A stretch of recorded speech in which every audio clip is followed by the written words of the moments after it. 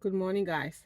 I just got done working out, so I'm a little sweaty, but I have to tell you something. Warfare strategy, especially for those of you that are in warfare right now or have gone through warfare. My camera will not sit still.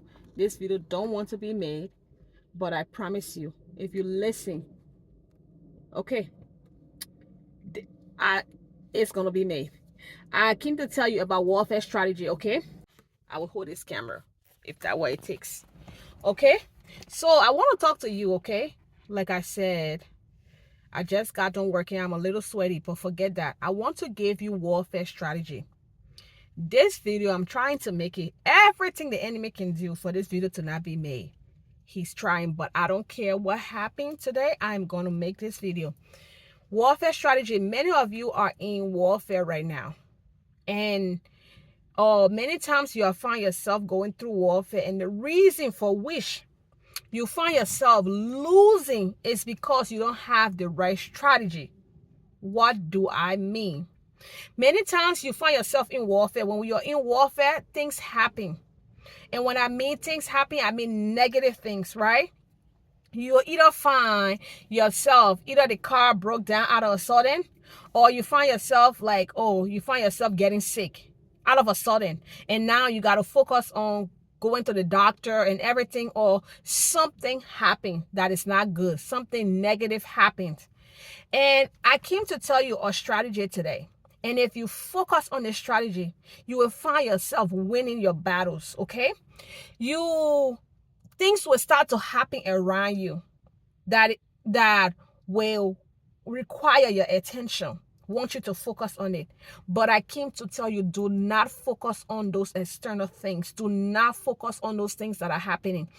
When you find yourself in warfare and you find yourself just out of a sudden getting sick, getting confused, the car break down, you don't have money, the baby's sick, the husband acting foolish, everything happening around you, do not turn your gaze towards those external things. That is a strategy. That is a way of getting you from focusing on the spiritual realm. The way you are going to win this warfare is through focusing on the spiritual realm. Once you win the battle in the realm of the spirit, everything else will align. Those things that have been happening, whether you were sick, whether the car was breaking down, whether the baby was sick, the husband was acting crazy, it's all going to come into alignment. But the enemy is trying to get your gaze to deceive you, to make you feel as if to say the problem is in the physical realm. The problem is with the car. The problem is you being sick. The problem is with the baby. The problem is with the husband. That's what he wants you to get your gaze, because there is something that you are doing in the spiritual realm that is affecting him, that is a threat to whomever or whatever that is happening in the realm of the spirit. But if you don't focus on whether the car is broken down, yes, go fix the car, but don't let it be your primary focus. Don't sit there and wallow in worry and frustration and say, you know what, I don't have a car right now. My child is sick right now. I'm not feeling well right now, so I'm going to focus on all this. No, don't focus on all that. Trust me, that is temporary, because once you stay focused on the spiritual realm and it comes into alignment, trust me, out of a sudden the car is fixed, the baby is well, you go to the doctor say, oh, I'm sorry, what we thought it was, that's not it. Because the enemy wants to frustrate you, so he will use everything to take your gaze from you focusing on the root of the problem. The root of the problem is in the realm of the spirit. I want you to hear me and hear me well. Take, for example, David and Goliath. When David went to fight Goliath, David could have easily looked at the external things that were happening.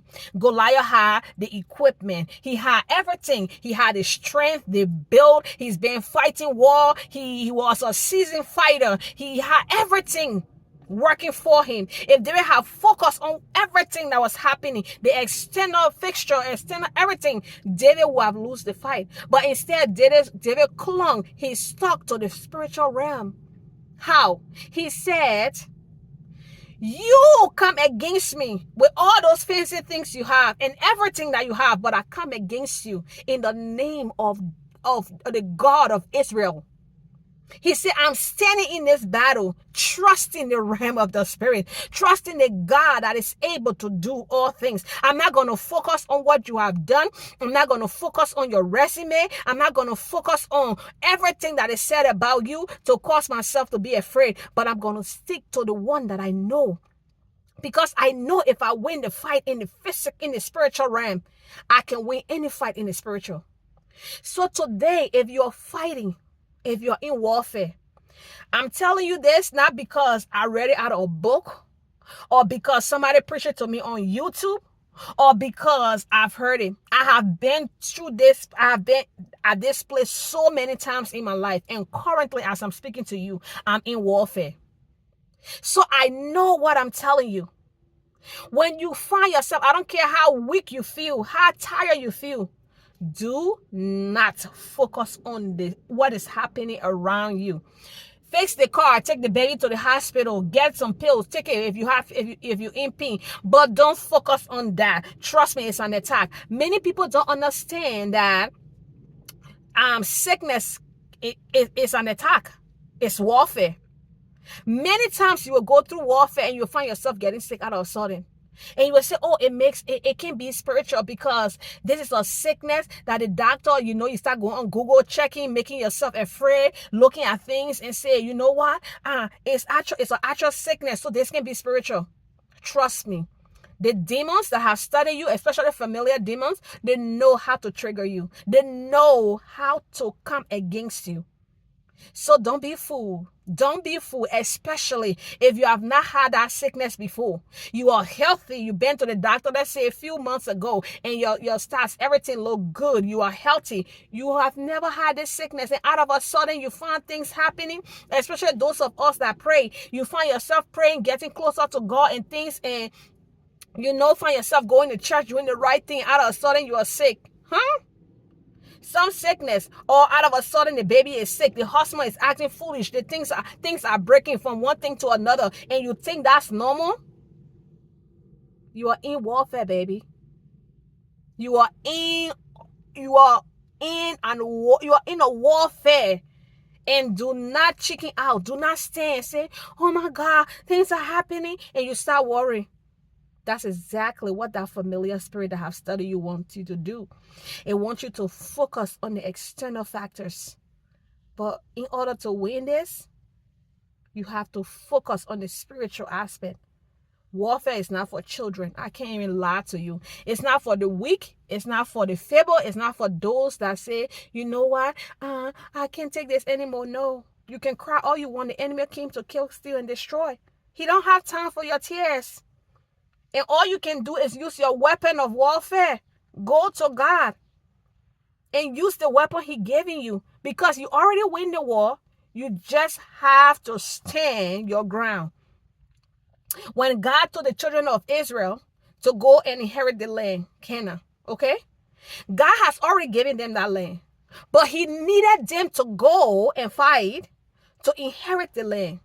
God could have easily said, you know what, I've already given you the land, just walk. No, there was opposition. The devil is going to always oppose you. But if something is your legal right, health is your legal right. A sound mind is your legal right. Blessings, peace, joy, all those things are your legal right that Jesus died for.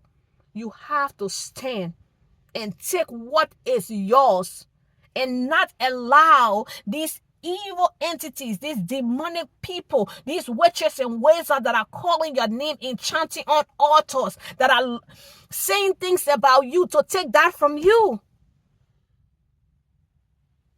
Stand your ground.